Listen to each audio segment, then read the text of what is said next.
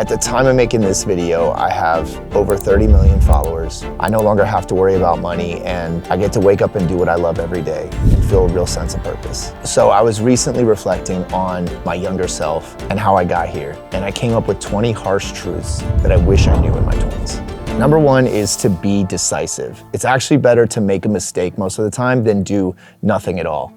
People always have this decision paralysis, but what they don't realize is not making a decision is making a decision to do nothing. Instead, you want to take risks and take that first step, because failing quickly is actually the fastest way to succeed. Number two is to only take advice from people who have actually achieved what you want. Oftentimes people will take advice from their friends or their parents on how their life should look or how they should go about achieving their goals. But you need to ask yourself, have your friends, peers, parents actually done the things that you're trying to do? And if not, ask yourself, why are you listening to them? It's so much more valuable to seek out mentors who've actually done the things that you're trying to achieve and taking advice from them. Number three is that your heroes are more accessible than you think. Let me explain what I mean by this. A lot of times people that you look up to, you'll put them on a pedestal and you'll think they would never want to work with me or collab with me, or they wouldn't take my opinion seriously. But you want to remember that they're normal people just like everyone else. They have goals, they have things that they're struggling with. And so if you can provide value that helps them get closer to a goal or solves a problem that they're dealing with, they're going to want to talk to you. For example, I always get DMs from aspiring dancers wanting to collab, but most of the time they just say, hey man, want to collab, and put all the pressure on me to come up with an idea, choreograph a dance, all these things, right? So the ones that really get my attention are when they bring an incredible idea, show me a great example, and make the process really easy for me, because of course I want to collab with dancers and I want to make great content. So by doing research and putting time and thought into their message and adding value into my life, I'm much more likely to say yes. I even did this when I would reach out to celebrities. I would offer to choreograph things for them for free, just to prove my worth and show them that I could add value to their team. And then down the line, when they had a big music video or an award show performance, they'd think back to that guy that did the free video that went viral for them, and I would end up on the job. All right, so number four, we're gonna get a little deeper here. This can be a tough pill to swallow, but you're not the person you need to be to achieve what you want to achieve. Well, I recently heard this speaker at an event say, if you got everything you wanted right now, would you be ready? And I thought back to when I was in my 20s and I wanted to be a choreographer so bad. I wanted to do world tours, I wanted to do music videos. But if I had gotten the opportunity back then, I probably wouldn't have been ready to actually deliver on those things. And so I had to go through the struggles. I had to fail. I had to get the no's and drop from my agency and let go of jobs so that I could build the skill set, build the confidence, and become the person I needed to be able to achieve those things. So if you're struggling right now, or you feel like you're stuck or you're not moving as quickly as you want, be honest and ask yourself, are you truly ready for the things you want to achieve? Or are the struggles you're facing helping you become the person you actually need to be? And maybe that's a sign that you're right where you're supposed to be. Number five is to run from energy vampires. You need to audit your social circle honestly and figure out who is sucking energy from you and eliminate those people, as tough as it is. Now, a lot of times people would say to me, you need to surround yourself with successful people, but I was in my 20s, I was broke, I was living in a new city. I couldn't find successful people to hang out with, but what I could control was lessening the time with friends that made me feel frustrated or tired or hungover, and increasing the time being around people that made me feel more inspired or believed in me, pushed me to be a better version of myself. And the thing is, if you want to achieve something great, if you want to reach your full potential, you cannot be dealing with drama and negative feelings, things that bring you down and take you away from that goal. Number six is everything wants you when you want nothing, AKA don't be thirsty. When you're thirsty and chasing, it drives people away. And this isn't just for relationships. This is true in business, friendships, in every area of your life. The most powerful person in the room is actually the person that needs nothing from anyone. And this is because when you're needy, it shows a lack of self-confidence. It shows a lack of belief in yourself. And if you don't even believe in yourself, then how could anyone else? So to build that confidence, you want to stack small wins. And you do this by setting achievable goals, even things as simple as waking up on time, making your bed, going to the gym. And when you start to stack those wins and you start to feel confidence and love yourself and believe in yourself, people can feel that. They're attracted to it and they want to be around you. They want to work with you. And so it's not about never leaning on other people or relying on other people. It's about truly building that self-love and that belief in yourself that you can achieve anything that you set out to do.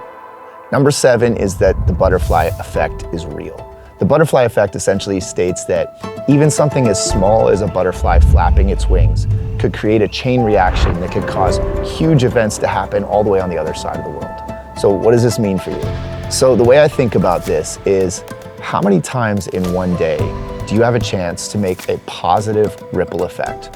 Whether it's an interaction with a stranger, maybe it's making a decision to take a class or try something new, step out of your comfort zone. The more opportunities you give yourself to create those positive ripples, the better chance you have to succeed. Because so often people just see the result and they say, I want to be successful or rich or famous like so-and-so. But they didn't see all of the small steps that they made along the way. The conversation that they had that led to the meeting, that led to taking the class, that gave them the skills to take advantage of the opportunity when it finally came. So you want to give yourself as many shots on goal and take advantage of the smallest opportunities to create positive change in your life. Number 8 is to chase longevity, not take shortcuts. I've been making content for over 15 years and I feel so blessed to still be able to do this, still be growing. And I think the main factor in that is because I always knew that this was a long game for me. I didn't chase the short-term success. But early on in my career, a lot of people pushed me to be more controversial, make up stories, lie, fake relationships, things that could get me ahead faster. But I always wanted to stay true to myself. I wanted to create a real relationship with the people that supported my videos and watched my videos.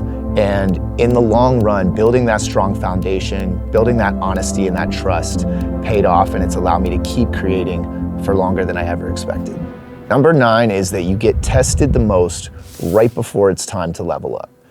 Every time in my life that I've had a big breakthrough and I've gotten to that next level in any aspect, I've had to face huge challenges right before it. Those challenges are a test to see if you're ready for that next level. Most people, when they face that challenge, tend to run from it, avoid it, procrastinate, put it off. But what you don't realize is everything you want is right on the other side of that challenge. And the only way to get there is right through it. And that brings me to number 10, which is you waiting for a sign is a sign.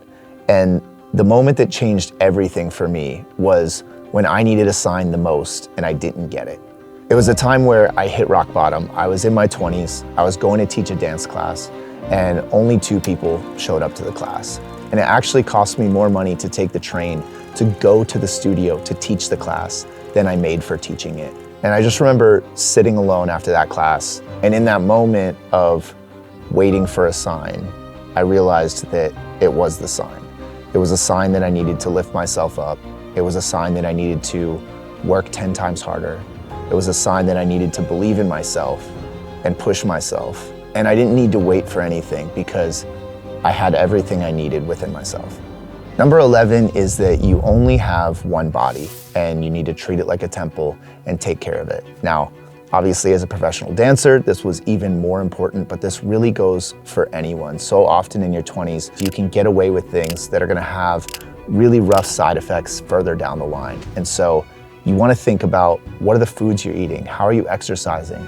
Are you taking care of your body? I was not stretching before I would go into dance rehearsals and I was wrecking my body. And so I realized later on that I need to be conscious about every decision that I make so that I can be active and healthy and dancing into my 70s, 80s. I'm gonna be 100, still on the dance floor because I'm looking after myself while I'm young. And this isn't really about vanity or looks. It's that what you put into your body actually impacts how you feel. And when you're healthy, you can focus on a million things. But when you're sick, all you can focus on is getting healthy. So it's really important to be conscious about the choices that you're making. And that brings me to number 12, which is you only have one mind. And I've found that one of the biggest ways to protect and improve your mental health is through gratitude. So when you're feeling down, if you feel like your thoughts are running on autopilot and kind of getting a hold of you, just take a moment, take a breath, and think of 10 things that you're grateful for. It could be as simple as being alive, having health, living in an amazing city, having a great family or friends around you. As simple as it sounds, doing this actually resets your mind, it calms your nervous system, and it opens up space for you to live from a place of more abundance and creativity. Number 13 is rejection is a gift. First of all, if you have haters, you're probably doing something right, because no one hates on someone who's boring, who's not doing anything with their lives or pushing the boundaries. In life, there's so many times where you're gonna face rejection, from losing friendships, maybe getting fired from a job, not making it onto a team or into a school. All of these things are a sign that you just need to redirect. Rejection is just a form of change. And in my career, I got cut from so many dance auditions early on. I actually got dropped by my agent and told no more times than I can count. I'd be lying if I said it didn't hurt. I mean, getting rejected sucks, but I took it and I used it as fuel. I thought to myself, what other opportunities can I create? How can I improve myself? How can I become undeniable in what I want to do? Number 14 is when things start getting easier, go even harder. So often I see my friends start to achieve some level of success and they take their foot off the gas because they get comfortable. When you see that glimpse of hope, a little bit of momentum, and things start to go in your favor, that's when you need to go 10 times harder in anything that you want to do. Now, if you just want to get by and be comfortable, you don't need to do this. You can just coast on that momentum, find that job you're comfortable in and roll with that. But if you really want to get ahead and be in that top 1% of what you do, you have to capitalize on the easy moments to get ahead of the competition. So when I finally started to see some success with the YouTube dance videos I was making, I didn't just keep putting them out at the rate I was going. I 10x'd the amount, posting and choreographing even more, and the success and the growth started to compound on top of each other, which eventually led me to be the most followed choreographer in the world. Number 15 is if your light is so bright that it blinds other people, so be it. Now this one's so important because as you start to believe yourself and do the work and face challenges head on, your light is gonna get brighter. And as it does, people are gonna wanna suppress it. They're gonna want to dim it because the truth is, not everyone wants to see you succeed. And this is a really tough pill to swallow, but you are gonna have friendships that get tested. People may drop out of your life and you have to be willing to let those things go to let your light shine. Number 16 is that consistency beats talent. When I started my career off, I wasn't necessarily the best dancer or technically the best choreographer, but that didn't stop me from showing up to classes every day, working my ass off, and posting more videos than anyone else in the industry. Even today, I actually, just before filming this, got off of a plane from Asia. It was a 14-hour flight. I'm jet lagged. I haven't slept much, but I made the commitment to myself that I was gonna film this video today, and I showed up for myself. And I didn't do it because I need to make this YouTube video. I did it because I know it's part of a bigger plan, and by keeping my commitments to myself, keeping that consistency, I'll get the results that I'm looking for. Number 17 is if you're the smartest person in the room, you're in the wrong room. And that's because if you are the smartest person in the room, there's no opportunity there for growth. I personally like to be the dumbest person in the room because that means I can learn something from everyone that's there. And remembering back to earlier, you don't want to just make small talk when you're making these connections. You want to get a layer deeper. You want to figure out how can you provide value to the people you're meeting, build that goodwill, which is going to come back to you 10 times over. Number 18 is to get 1% better every day and become obsessed with that. Because the day-to-day grind of achieving success is not sexy. You're generally working really hard, you're facing challenges, you often feel vulnerable, alone, and you might not be making as much progress as you had hoped. And this is why so many people give up, because they can't handle the discomfort of trying and trying and trying and not seeing results. So if you can fall in love with the process, the journey of getting better 1% each day, it's inevitable that you will get what you want. Number 19 is to always be a student. As soon as you get complacent, as soon as you get cocky, there's someone that's gonna come by and pass you. I still to this day take dance classes. I try to learn from people younger than me. If there's a new app or a new program, I'm the first one to test it out. And I do that to remind myself of my why. Why do I do this? It's not just to be the best, it's to be constantly improving, to make a positive impact and to help others. And I can only truly do that if I always remain a student and keep learning myself. And number 20 is you are the output of everything that you do. There's this trap that I often fell into in my 20s. I think a lot of people do that. I'll be happy when, or I'll be happy if.